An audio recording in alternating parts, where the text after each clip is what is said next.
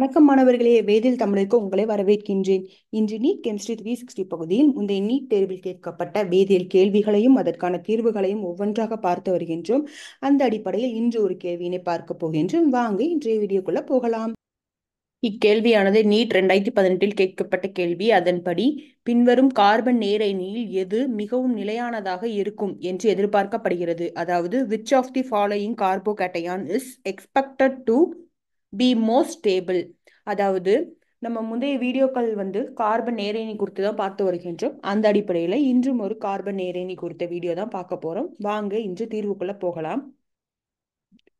ஒரு கார்பன் நேரயனியின் நிலைத்தன்மை தூண்டல் விளைவு, பிணைப்பில்லா உடனிசைவு போன்ற பல காரணிகளால் பாதிக்கப்படுகின்றது. அதாவது the stability of carbocation is influenced by several factors such as inductive effect, hyperconjugation and resonance effect.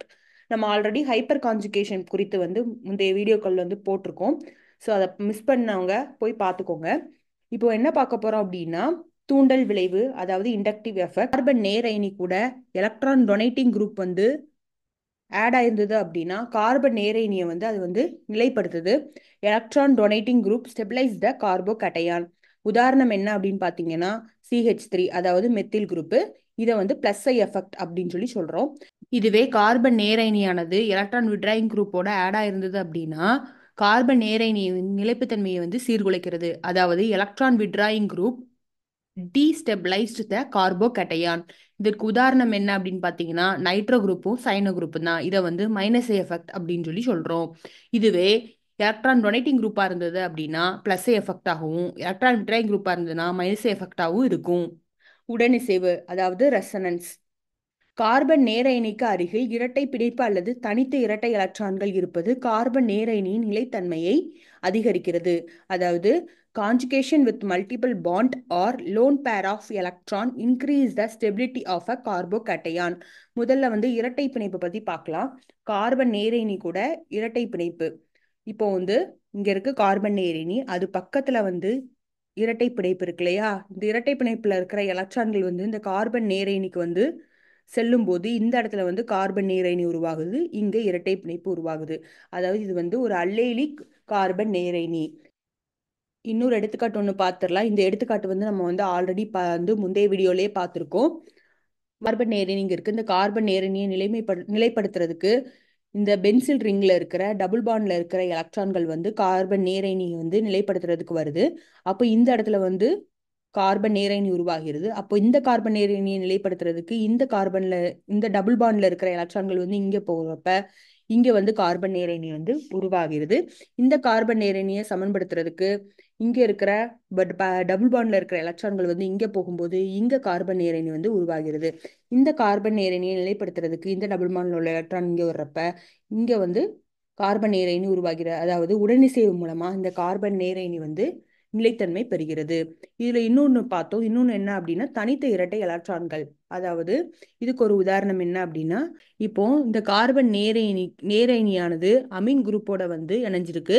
இந்த அமீன் குரூப்ல இருக்கிற நைட்ரஜன் ஒரு லோன் பேர் ஆஃப் எலக்ட்ரான் இருக்கு. இந்த lone pair of electron carbon நேரயனிக்கு எலக்ட்ரான்களை கொடுக்கும்போது இந்த நைட்ரஜன் என்ன ஆகுது அப்படின்னா பாசிட்டிவ் சார்ஜை பெறுது. இப்போ இந்த நைட்ரஜனுக்கு பதிலாக இப்போ மீத்தாக்சி குரூப் இருக்கு அப்படின்னா அதுல இருக்கிற ஆக்சிஜன் 2 லோன் பேர் ஆஃப் எலக்ட்ரான்கள் இருக்கும். ஸோ அதுவும் இந்த தனித்த இரட்டை எலக்ட்ரான்கள்ல கார்பன் நேரயனியை நிலைத்தன்மை பெறதுல ஈடுபடுது. இப்போ இதை வரிசைப்படுத்தலாம். முதல்ல கார்பன் நேரயனியோட நிலைத்தன்மை எதற்கு ரொம்ப அதிகமா இருக்கு அப்படின்னு பாத்தீங்கன்னா மூவிணைய கார்பன் நேரயனிக்கு தான் நிலைத்தன்மை ரொம்ப அதிகமா இருக்கு. அதுக்கப்புறம் ஈரிணைய கார்பன் நேரயனி, பென்செலிக் கார்பன் நேரயனி, அல்லேலிக் கார்பன் நேரயனி, இது எல்லாமே ஏறத்தாழ கார்பன் நேரயனி நிலைத்தன்மைப்படுத்துறது கொஞ்சம் ஏறத்தாழ ஒரே மாதிரி தான் இருக்கு. இதுக்கப்புறம் எதற்கு குறைவா இருக்கும் அப்படின்னு பாத்தீங்கன்னா ஓரிணைய கார்பன் நேரயனி இருக்கிறதுல எதற்கு ரொம்ப குறைவா இருக்கும் அப்படின்னு பாத்தீங்கன்னா மெத்தில் கார்பன் நேரயனிக்கு தான் நிலைத்தன்மை ரொம்ப குறைவா இருக்கும். வாங்க இன்று கேள்விக்குள்ள போகலாம். கேள்வியானது which one of the following carbocation is expected to be more stable. அதாவது கீழே கொடுக்கப்பட்டுள்ள ஆப்ஷன்ல எந்த ஆப்ஷன்ல கொடுத்திருக்க கார்பன் நேரயனி அதிக நிலைத்தன்மை பெற்றிருக்கு அப்படிங்கறதான் கேள்வி. முதல்ல தூண்டல் விளைவு பத்தி நம்ம பார்த்திருந்தோம். தூண்டல் விளைவு அப்படின்னா என்ன அப்படின்னு பாத்தீங்கன்னா கார்பன் நேரயனி பக்கத்துல எலக்ட்ரான் விட்ராயிங் குரூப் வந்து இணைஞ்சிருந்தது அப்படின்னா அது வந்து கார்பன் நேரணி நிலைத்தன்மை பெறதை வந்து சீர்குலைக்கும் அப்படிங்கிறத நம்ம பார்த்துருக்கோம். ஸோ வாங்க ஆப்ஷனுக்குள்ளே போகலாம். ஆப்ஷனில் வந்து ரெண்டாவது ஆப்ஷன் பார்த்தீங்க அப்படின்னா கார்பன் நேரணி இங்கே இருக்குது. அது வந்து ஒரு எலக்ட்ரான் விட்ராயிங் அதாவது நைட்ரோ குரூப்போட இணைஞ்சிருக்கு. ஸோ இது வந்து இந்த கார்பன் நேரணி வந்து நிலைத்தன்மைப்படுத்துறதை வந்து சீர்குலைக்கும். ஆகையால வந்து இது வந்து சரியான பதிலாக இருக்காது. இப்போ நாலாவது ஆப்ஷன் எடுத்தீங்கன்னா நாலாவது ஆப்ஷன்லையும் கார்பன் நேரணி வந்து நைட்ரோ குரூப் அதாவது எலக்ட்ரான் விட்ராயிங் குரூப்போட இணைஞ்சிருக்கு. ஆகையால இது வந்து கார்பன் நேரணியை நிலைத்தன்மைப்படுத்துறது வந்து சீர்குலைக்கும். ஆகையால நான்காவது ஆப்ஷனும் இருக்க வாய்ப்பில்லை. இப்போ நம்ம ஆல்ரெடி உடனிசைவு பொறுத்து பார்த்துருந்தோம். உடனிசைவு என்ன அப்படின்னா கார்பன் நேரணி பக்கத்துல டபுள் பாண்ட் இருந்தது, அதாவது இரட்டை பிணைப்பு இருந்துச்சு அப்படின்னா அது வந்து கார்பன் நேரணியை வந்து நிலைப்படுத்தும் அப்படின்னு பார்த்துருந்தோம். ஸோ முதல் ஆப்ஷன்லையும் இரட்டை பிணைப்பு இருக்கு, மூன்றாவது ஆப்ஷன்லையும் இரட்டை பிணைப்பு இருக்கு. இப்போ மூணாவது ஆப்ஷன் எடுத்தீங்கன்னா கார்பன் நேரணி பக்கத்துல இரட்டை பிணைப்பு இருக்கு. அந்த இரட்டை பிணைப்பானது ஒரு எலக்ட்ரான் விட்ராயிங் அதாவது நைட்ரோ குரூப்போட இணைஞ்சிருக்கு. இப்போ இந்த நைட்ரோ குரூப்போட இணைஞ்சிருக்கிறதுனால இந்த விட்ராயிங் குரூப் இந்த விட்ராயிங் குரூப் என்ன பண்ணுது அப்படின்னா டபுள் பாண்ட்ல இருக்கிற எலக்ட்ரான்களை வந்து தன் பக்கம் இழுத்துக்கிறதுனால கார்பன் நேரணி வந்து நிலைத்தன்மை பெறது வந்து இங்க வந்து நடக்காம போகுது. ஆகையால வந்து மூணாவது ஆப்ஷனும் நம்மளுக்கு சரியானதா இருக்க வாய்ப்பில்லை.